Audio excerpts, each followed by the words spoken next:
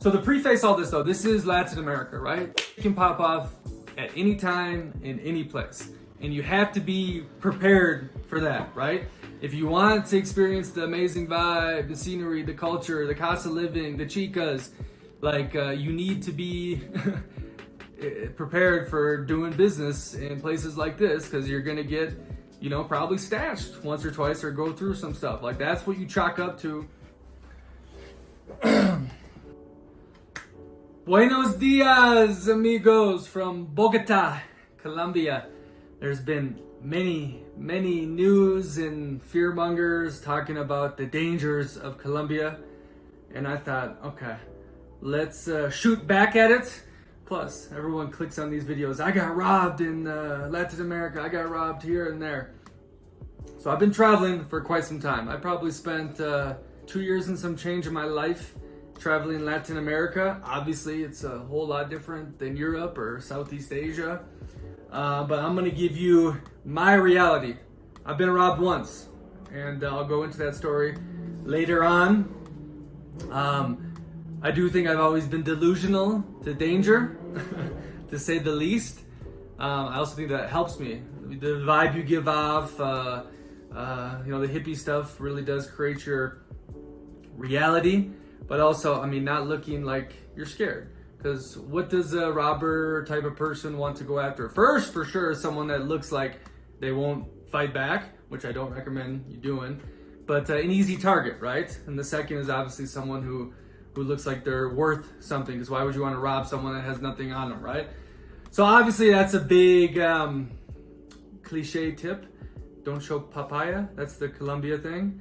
And then anywhere in Latin America, you don't really want to show wealth. Now, I don't follow that. My years living in Italy ingrained into me style and dressing nice.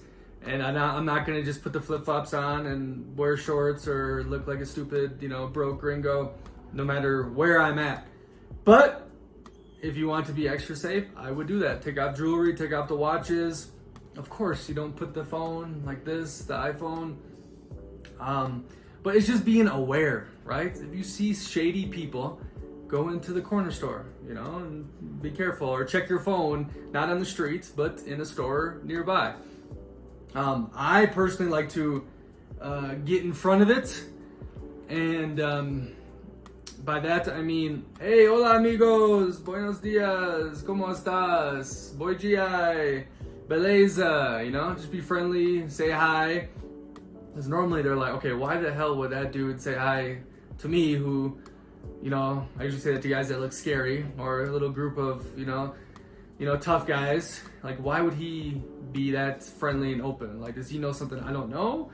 Has he done this before? Right? So I don't necessarily recommend that. I personally like to chit chat with people on the streets and get my vibe up as the day goes on. Because if you do, you're welcoming conversation, right? And I'll say, oh, ¿cómo estás? Muy bien. Yeah, where are you from? ¿Dónde eres? And all of a sudden, they don't want to leave you alone, or what you doing, gringo, and etc., right? But I don't know. It's never been an issue for me.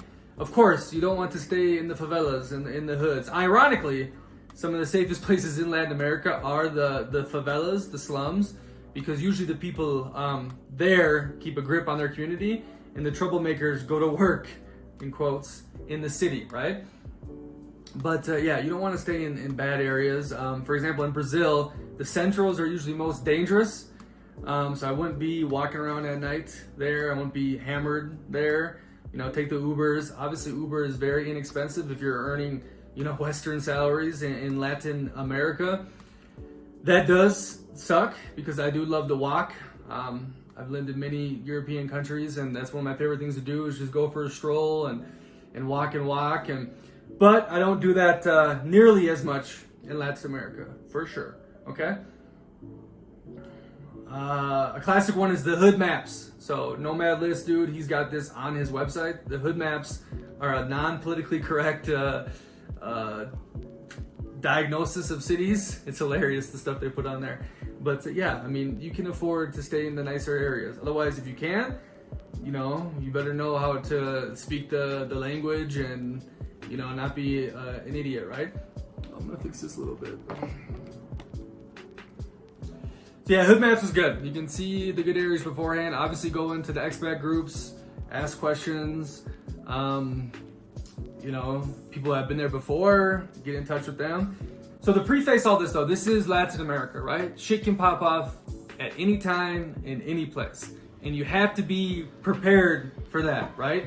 If you want to experience the amazing vibe, the scenery, the culture, the cost of living, the chicas, like you need to be prepared for doing business in places like this, because you're gonna get, you know, probably stashed once or twice or go through some stuff. Like that's what you chalk up to, you know, the lifestyle you're about to enjoy, right? If you lose one iPhone in 2 years, what is that? You know, $1,000? Well, how much money did you save living down here? How valuable were the experiences you gained, and etc. So you have to be willing to lose stuff, right? If you're that broke and the phone is your life, well, I wouldn't recommend coming here then, right? The one is none, two is one thing, meaning have two phones, okay?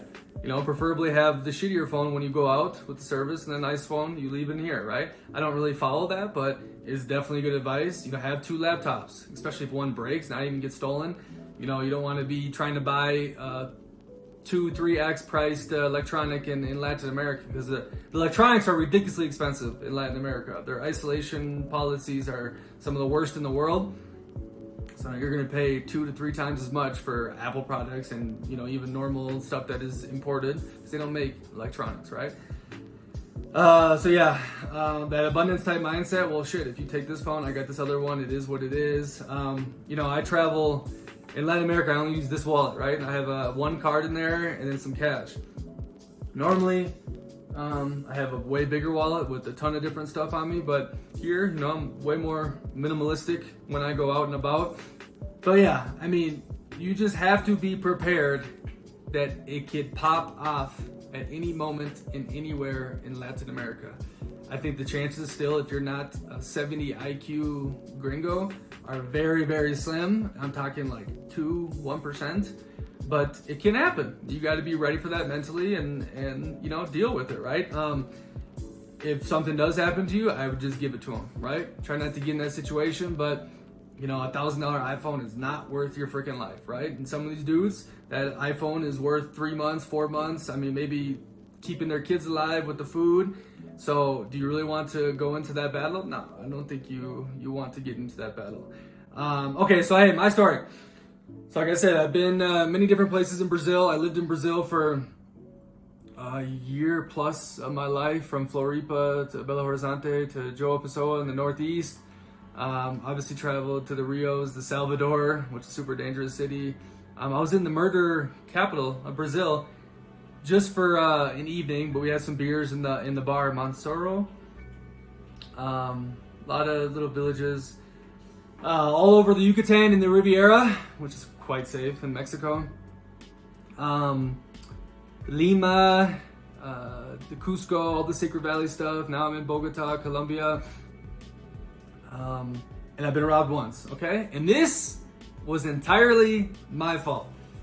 Earlier in the day, we went shopping, right? And during that shopping, I started getting really drunk at the Caparinas, bought a bunch of stuff. I was with some locals who I'm friends with, you know, everything was cool with them. And we kept drinking, I kept buying stuff, and sooner than later, it was like dark out. And we're still in the centro of Belo Horizonte, and we're like, fuck it, let's keep this party going. Mind you, I have like 3 shopping bags on me, right?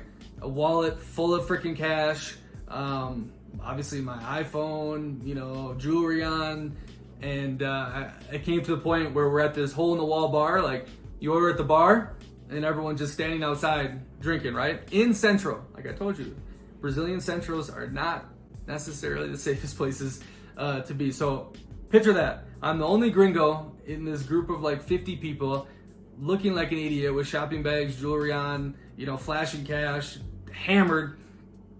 And I forgot, probably like 20, 30 minutes into it, some dude comes from behind and snatches my necklace off. I'm like, what the hell? And he just starts running through the crowd. Of course, no one did anything. Luckily for me, the necklace It had some sentimental value, but nothing crazy. I got it in some vintage store, some city. I forgot. And I mean, it was worthless. I mean, that dude was probably going to get $5 from it. Nothing crazy. And so I thought about that. I'm like, fuck it. I'm going to keep drinking, right? I didn't even, think about it. And the party continued. But I'm like, dude, I had all this stuff on me you could have took. And you took my necklace? I mean, so they're not the brightest. And that is an issue, though, with these people. Because if they're not the brightest, they'll do crazy shit, right? They're not thinking coherent. But yeah, this freaking craziness that I've been seeing everywhere about the Americans being drugged and ransomed and kidnapped. Like, I mean, and this is usually with the woman. Like, you meet at the dating app and they scope you and so forth. Like, to be honest with you, like, you have to be very, very horny and very, very stupid for a woman to scope you like that. I'm sorry. Like, that's just is what it is. Like, you can't be that naive. Like, of course, this isn't, Europe, right? Like, you have to be on your toes, like, not an idiot. Yeah, I mean, to be honest with you, I feel just as safe in majority of Latin America as I do in major USA cities. That's where I'm from, the United States, right?